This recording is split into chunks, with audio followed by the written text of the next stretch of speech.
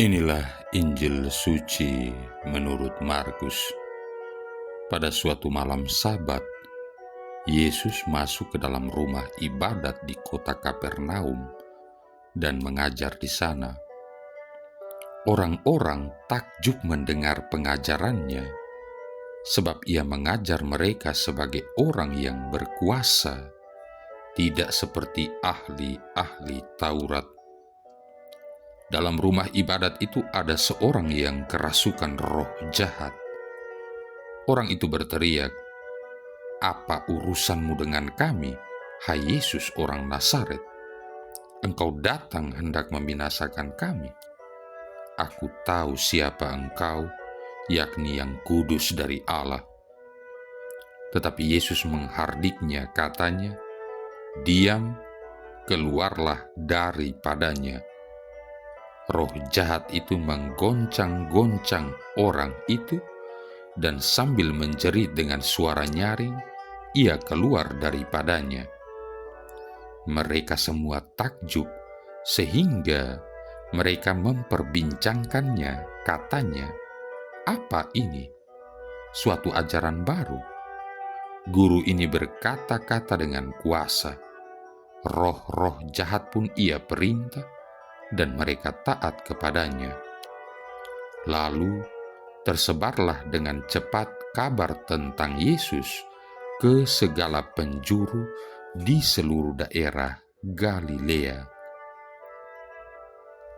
Demikianlah sabda Tuhan.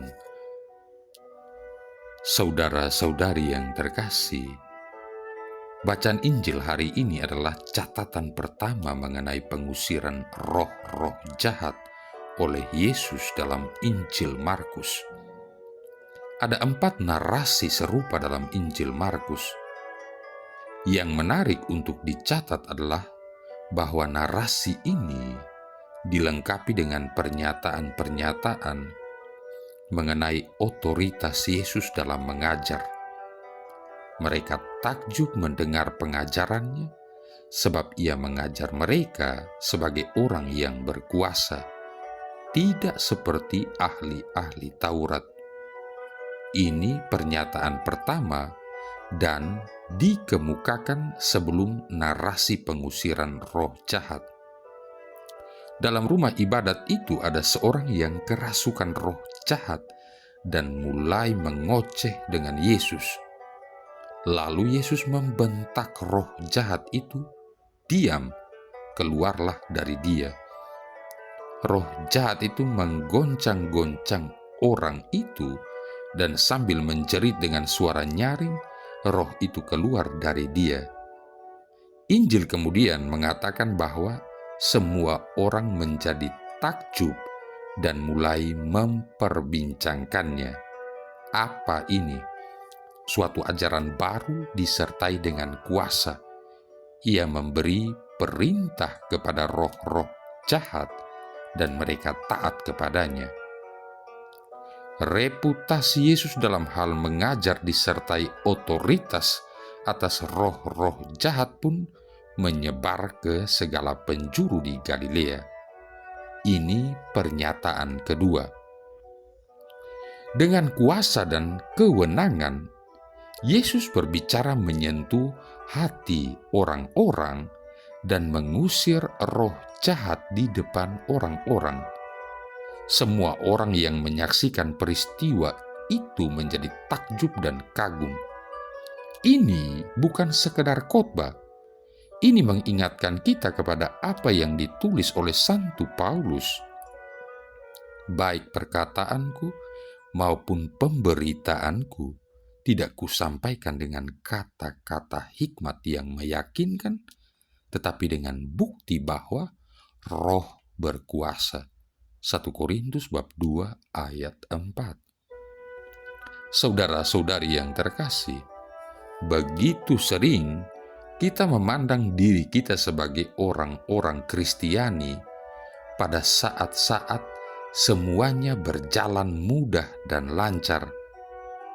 Ketika ajaran Kristus cocok dengan cara hidup kita yang enak, mudah.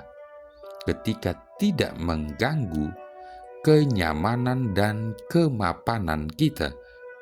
Namun apabila ajaran Yesus terasa keras ketika mulai mengenai diri kita sendiri, maka kita cenderung mengabaikannya serta menilainya sebagai kuno. Kita gagal mengenali serta mengakui otoritas ilahi tertinggi yang digunakan oleh Yesus ketika berbicara sebagaimana dicatat dalam Injil. Apabila dia berbicara mengenai kasih, tentang keadilan, tentang orang miskin, tentang memberikan satu potong jubah kepada sesama kita yang tidak memilikinya, apabila kita memiliki kelebihan, maka seringkali kita mundur. Kita tidak mau melakukannya, kita tidak mau berbagi. Pada saat itu sebenarnya kita menerapkan nilai-nilai yang berbeda. Kita pun gagal bertindak sebagai orang Kristiani sejati. Kita tidak mau atau tidak rela mengorbankan kenyamanan dan kemapanan kita agar dapat hidup oleh otoritas Injil Kristus. Kita lupa akan sabdanya, "Jikalau kamu tetap dalam firman-Ku, kamu benar-benar murid-Ku, dan kamu akan mengetahui kebenaran, dan kebenaran itu akan memerdekakan kamu." Yohanes bab 3 ayat 31-32. Bukankah sabda Yesus mempunyai kuasa untuk menghukum kita, untuk menghibur kita, untuk menyembuhkan kita, dan bahkan untuk membebaskan kita? Kata-kata Yesus memang mencakup pemahaman manusiawi, akan tetapi tidak terbatas sampai di situ saja.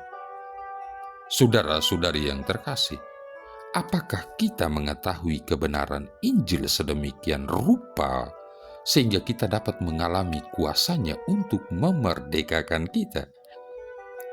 Apakah kita mengalami kemerdekaan, sukacita, dan keakraban dengan Yesus sebagai akibat dari kita mendengarkan sabdanya yang diproklamasikan dalam liturgi gereja, pada pertemuan-pertemuan kitab suci, pada doa-doa bersama, pada saat-saat doa secara pribadi, atau pada saat pembacaan dan permenungan sabda Allah dalam kitab suci secara pribadi?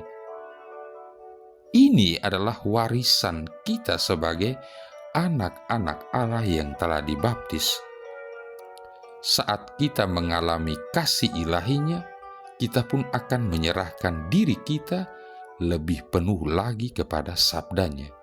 Kita akan mengenal, mengakui, serta mematuhi kewenangan dan kuasanya dalam hidup kita, dan keluarga serta kerabat kita pun akan mengenali adanya perbedaan dalam diri kita. Yesus merindukan kita masing-masing untuk mengundang Dia ke dalam hati kita, pusat terdalam dari keberadaan kita, tidak hanya ke dalam pikiran kita. Hati adalah tempat keputusan di mana kita bertemu dengan Allah dan digerakkan secara mendalam oleh kasih-Nya. Hati adalah pusat kita yang tersembunyi, yang tidak dapat dimengerti baik oleh akal budi kita maupun oleh orang lain. Katekismus Gereja Katolik nomor 2563. Marilah sekarang kita membuka hati kita lebih penuh lagi bagi Yesus dan memperkenankan kuasanya dan sabdanya mengubah kita. Marilah berdoa. Allah Bapa Maha Kasih, berkenanlah memperhatikan kami, serta mengutus Roh-Mu mendatangi kami. Semoga kami percaya bahwa Engkau telah bersabda melalui Yesus Guru kami yang sejati. Sebab dialah putra-Mu Tuhan dan pengantara kami, yang bersama dengan Dikau dalam persatuan Roh Kudus hidup dan berkuasa, satu Allah sepanjang segala masa. Tuhan memberkati kita sekalian, Bapa, Putra, dan Roh Kudus.